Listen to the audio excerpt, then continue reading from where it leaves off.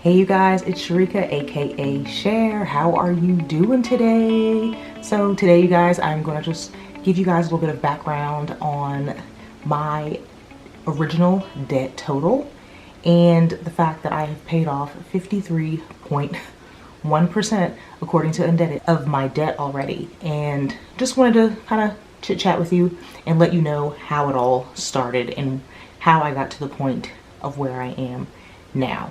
So if you guys want to continue and joining me on this journey as I strive to become financially free and pay off this debt, don't forget to subscribe and like down below, and let's get started. I went back and I looked at Undebted, which I started using a long time ago when I originally started my debt-free journey.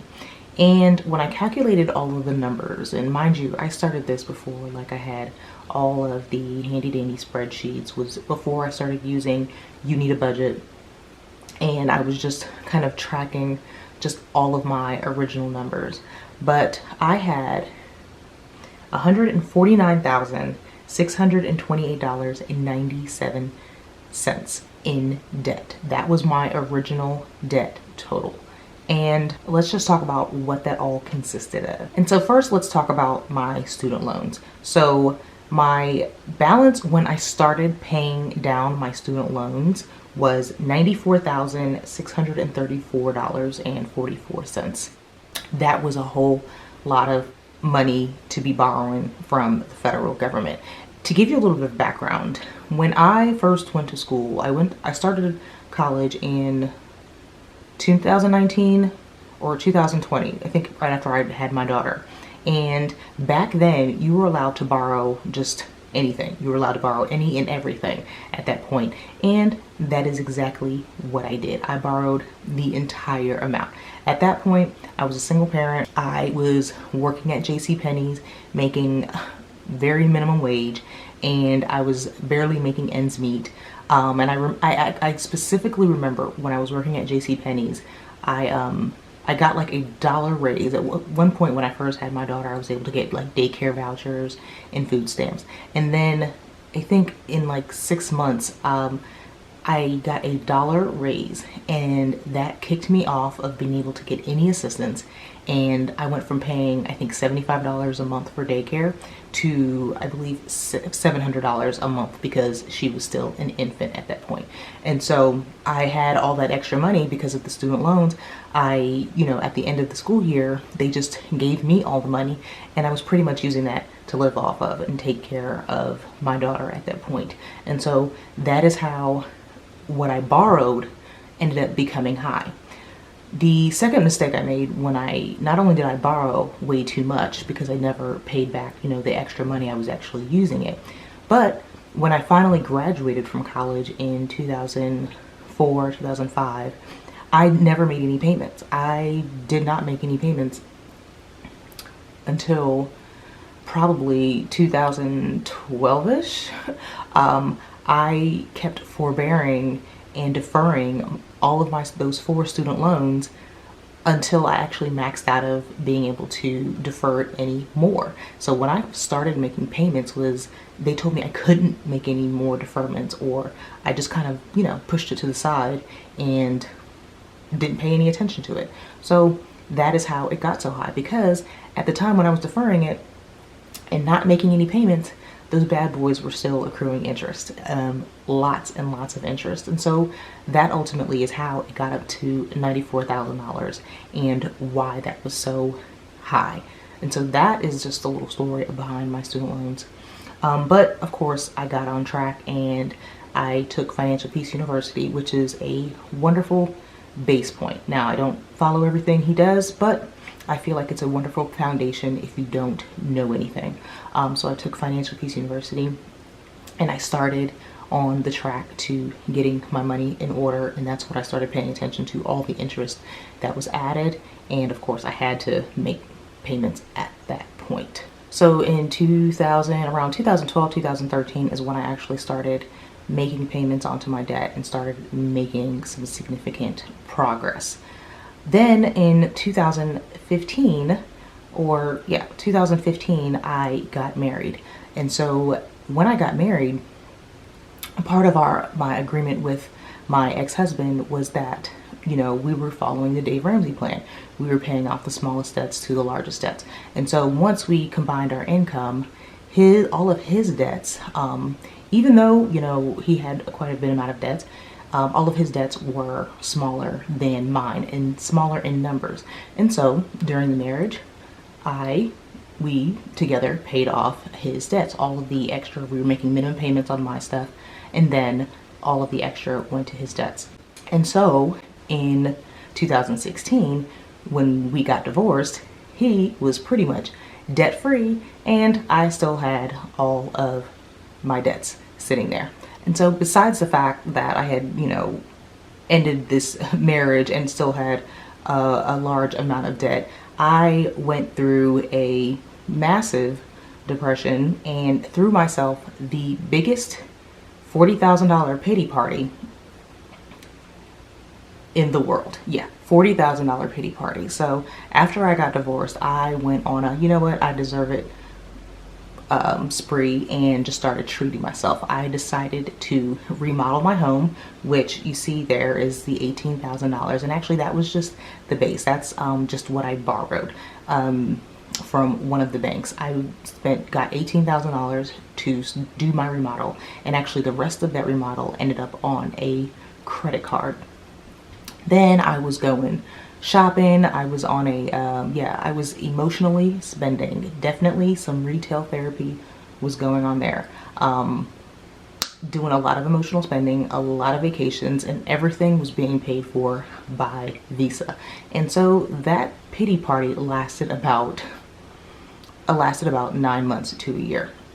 And so yeah, at the end of that pity party, when I actually woke up and looked at some balances, yeah, total, like I said, the remodel was about, the base loan was $18,000, and then on my Visa and a Home Depot for new appliances and all that, that was a good $8,000. And then on the rest of the credit card, I ended up just spending a lot of money on clothes, vacations, eating out, drinking. I just didn't care at that point. So that pity party cost me towards the end a good $40,000. I would never recommend that. Y'all just get therapy. Lesson learned. But anyway, so once I came out of that, I started paying things down, and actually just recently I was able to pay off that remodel loan, but then the rest of it, I consolidated the credit cards and got the TSP loan, because the TSP loan had way less interest than the credit card, which all those funds were on. And so total, my pity party, and I have the number here, was about $41,594.53. Like I said, y'all, just go get therapy. Don't do what I did. Lesson learned. But anyway, that's where the remodel loan and the TSP loan, personal loan, came from. Then after I came to my senses, my daughter was still in her teenager. She was still in her teen years. It was time for my daughter to get a car. My daughter was a very active volleyball player, and I had a very serious commute. And so when it was time for her to drive, I was ready for her to drive. Luckily, my parents sold one of their cars and paid half for her to get a car.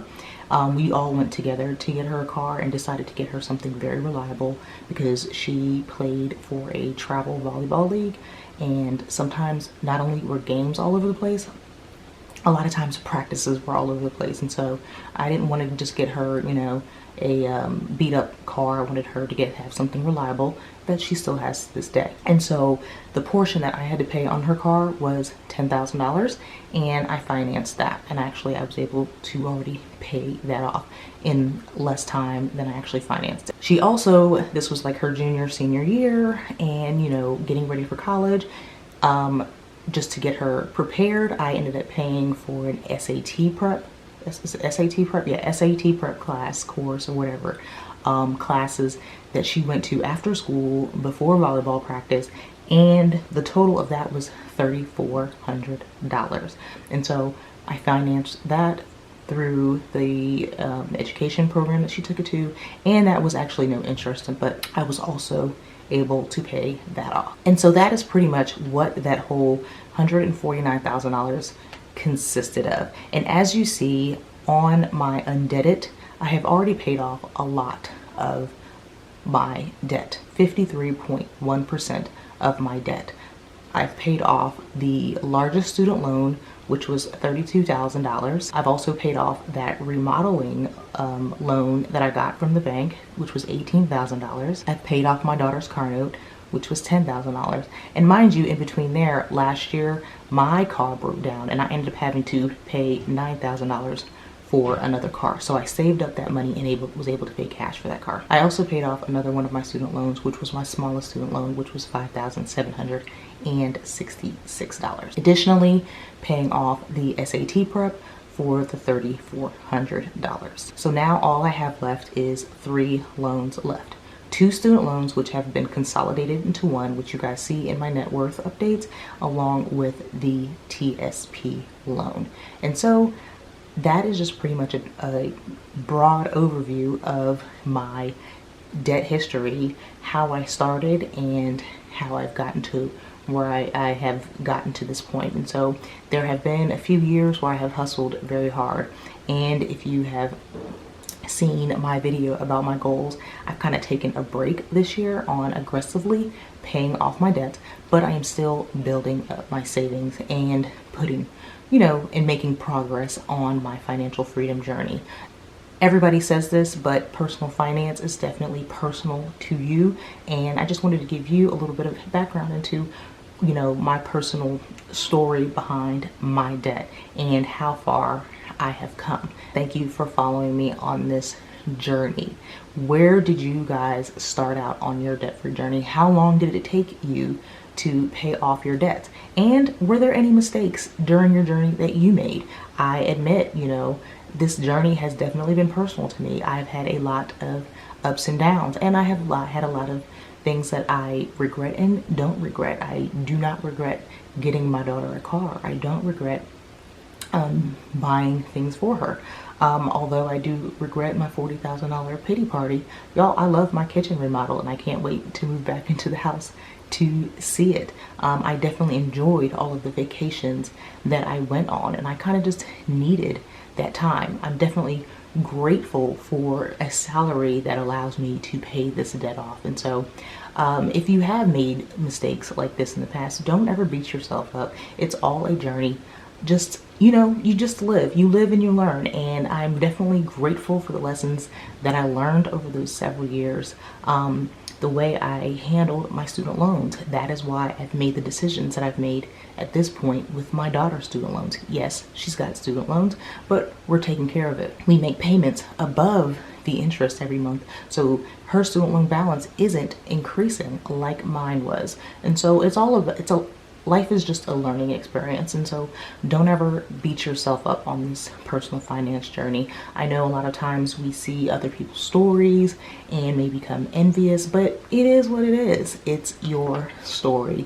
You do what you gotta do, boo, and make it happen. So thank you guys for joining me. Don't forget to like and subscribe down below so that you can see me pay off the rest of my debt throughout the next probably year and a half. But I'll see you guys soon. All right, bye.